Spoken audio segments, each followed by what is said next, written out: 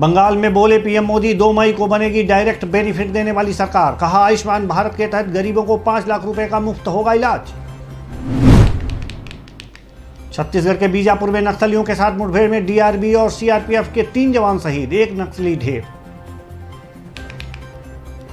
नमस्कार, SRB news देख रहे हैं आप। मैं हूं देवेंद्र कुशवाहा। रुख करते हैं खबरों की तरफ। पीएम मोदी ने ममता बनर्जी पर निशाना साधते हुए कहा कि पूरे देश में आयुष्मान भारत के तहत गरीबों को 5 लाख रुपए का मुफ्त इलाज मिल रहा है, लेकिन दीदी ने आयुष्मान भारत का लाभ किसी गरीब को नहीं मिलने दिया। बंगाल का संवेदनशील समाज इस कठोरता को, इस निर्ममता को देख भी रहा है।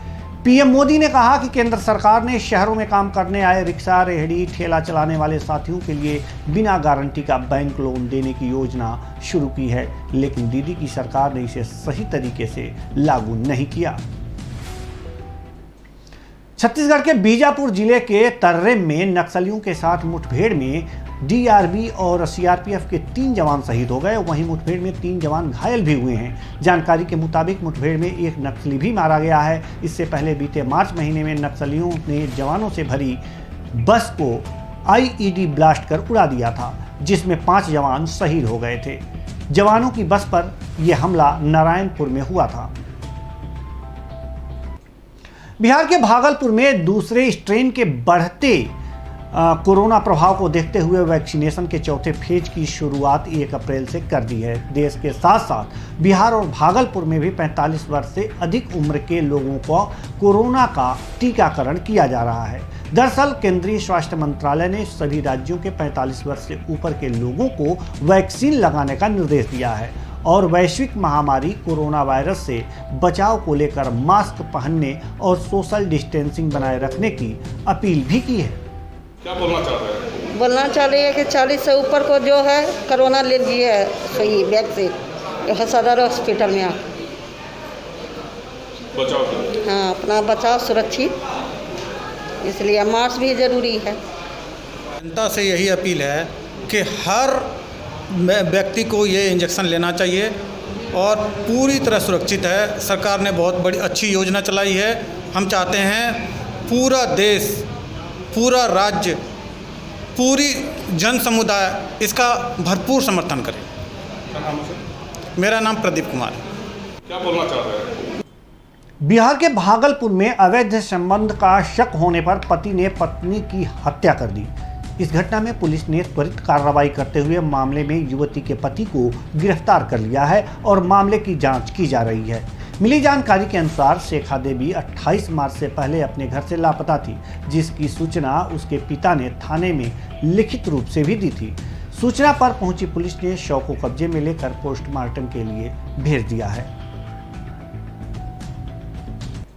मध्य प्रदेश के मुरैना में आंगनबाड़ी कार्यकर्ताओं ने परियोजना अधिकारी के कार्यालय पर पहुंचकर ज्ञापन सौंपा। दरअसल आंगनबाड़ी कार्यकर्ताओं ने विभागीय कार्य हेतु नए मोबाइल दिलाए जाने की मांग की है। आपको बता दें कि आंगनबाड़ी कार्यकर्ताओं का कहना है कि कार्य हेतु मोबाइल विभाग से दिलाई गई थी, लेकिन उसकी मेमोरी क्षमता कम होने के कारण कार्य सुचारू रूप से नहीं हो पा रहा है।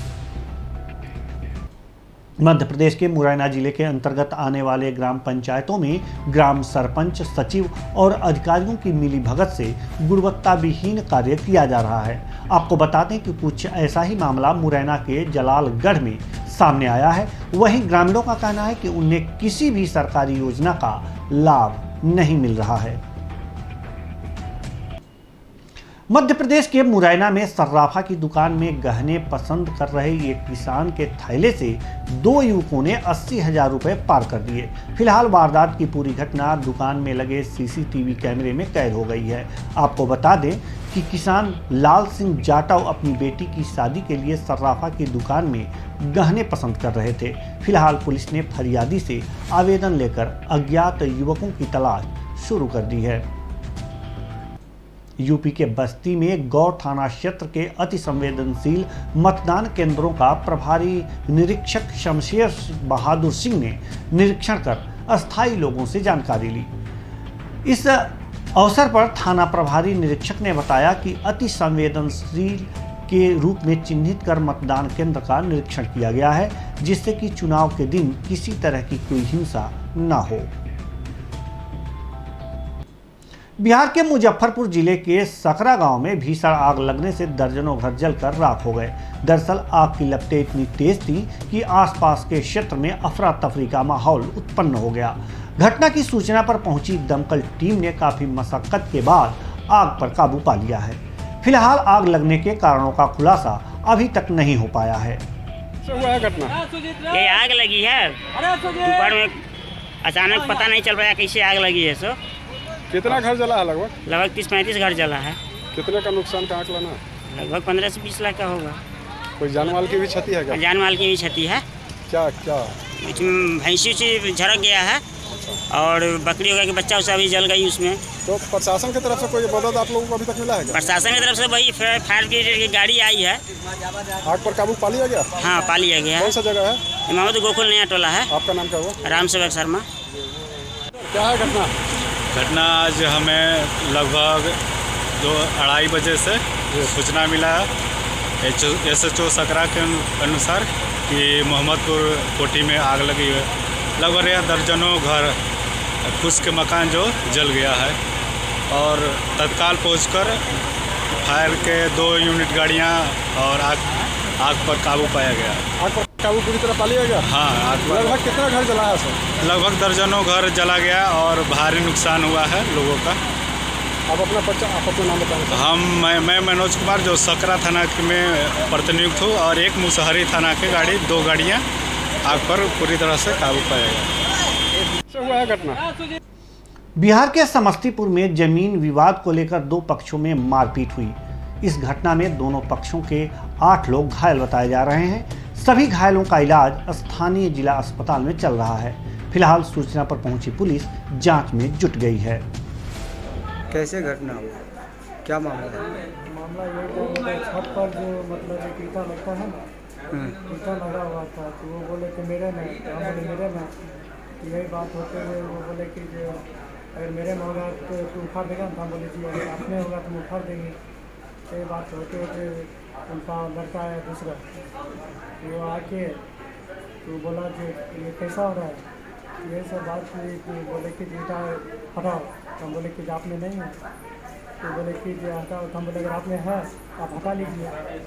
तो ऐसे बात होते थे, गाली गलौज खूब मतलब होते गए। वो सीढ़ी लगा के आए ऊपर में, ईटा उखाड़ जितना ईटा था सब उखाड़ का। हम बोले, मेरी मम्मी बोली बस ईटा चला दी। उधर से मेरा भैया है, उससे भी चला के इसका कपड़ा फाड़ दिया।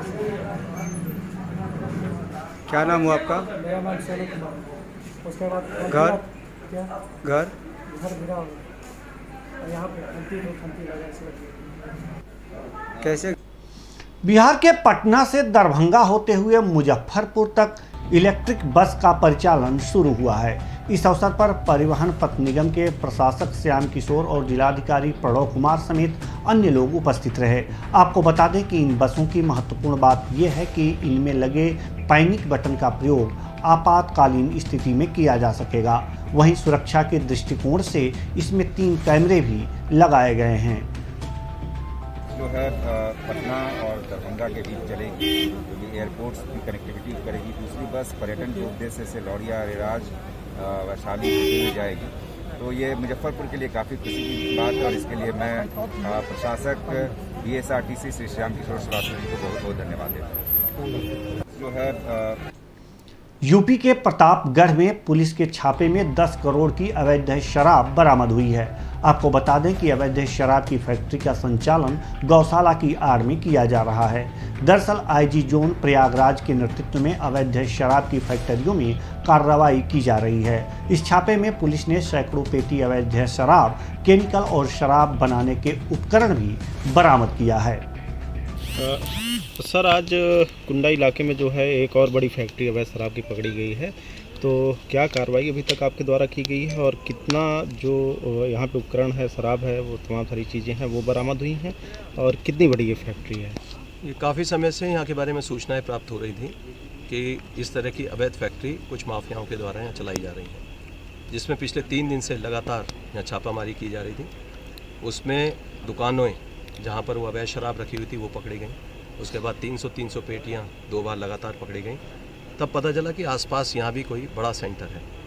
तो आज यहाँ की हमारी लोकल पुलिस, इलाहाबाद पुलिस, आबकारी विभाग, सबकी संयुक्त टीम ने यहाँ पर छापामारी की, जिसमें भारी संख्या में यहाँ से खाली बोतलें, शराब, रेक्टिफाइड स्पिरिट और उसकी मशीनें जो पैकेजिंग के काम में आती हैं और बॉटलिंग के काम आती हैं, मिक्सी के काम आती हैं, उससे जुड़ा हुए केमिकल्स और अन्य उपकरण इसमें बरामद हुए हैं। यहाँ से सभी लोग संभवतः खाना बनाने की तैयारी कर रहे थे और वो छापा से पहले ही यहाँ से फरार हो चुके थे।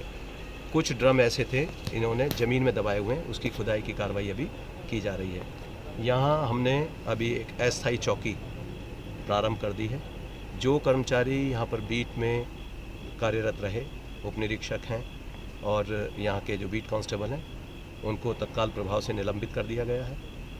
जो यहाँ के पूर्व थानाध्यक्ष थे, जिनके कार्यकाल में ये सब लगातार यहाँ पर अवैध धंधे चलते रहे, वो यहाँ से जा चुके हैं। पहले उनको हमने लाइन हाजिर कर उनको दंगा नियंत्रण एक स्क्वाड बनाया था, उसमें हमीरपुर अटैच कर दिया था। उसके बाद उनका स्थानांतरण यहाँ पर आया हुआ था STF के लिए, वहाँ के लिए रिलीव कर दिया गया। इनकी एंटी करप्शन जांच के लिए हमने रिकमेंडेशन भेजी है। साथ ही जो भी अन्य कर्मचारी या पब्लिक के लोग इसमें संलिप्त पाए जाएंगे, उनके विरुद्ध भी कड़ी कार्रवाई की जाएगी। सर CO भी हैं और तमाम सारे और अफसर भी होते हैं, तो उनके विरुद्ध भी क्या कोई कार्रवाई की जा रही है क्या? इसमें उच्च स्तरीय जांच IG रेंज के स्तर से की जाएगी और जिसमें जो भी दोषी होंगे उसमें किसी को बख्शा नहीं जाएगा। सर अक्सर ऐसा बात आती है कि सर छोटे कर्मचारियों पर कार्रवाई हो जाती है, बड़ों को बचा लिया जाता है। सर ऐसी चर्चाएं पब्लिक के लोग करते हैं, सर इस पर क्या कहना है? यहाँ लोकल जिस तरह का आप देख रहे हैं कि ये एक गांव के परिवेश में इस तरह की फैक्ट्री चल रही है। जो लोग फील्ड में काम करते हैं उनकी जिम्मेदारी है कि वहाँ वो बीट में अपनी सूचनाएं कलेक्ट करें। बड़े अधिकारियों के संज्ञान में अगर कोई बात आई और उसके बाद उसको इग्नोर किया गया तो ऐसे लोगों पर भी कार्रवाई होगी। इसमें यह भी देखा जाएगा कि कौन लोग ऐसे या अवैध शराब बनाने वालों के संपर्क में थे। इनकी सबकी कॉल डिटेल यहाँ पर खंगाली। फिलहाल इस बुलेटिन में इतना ही। मुझे दीजिए इजाज़त। नमस्कार।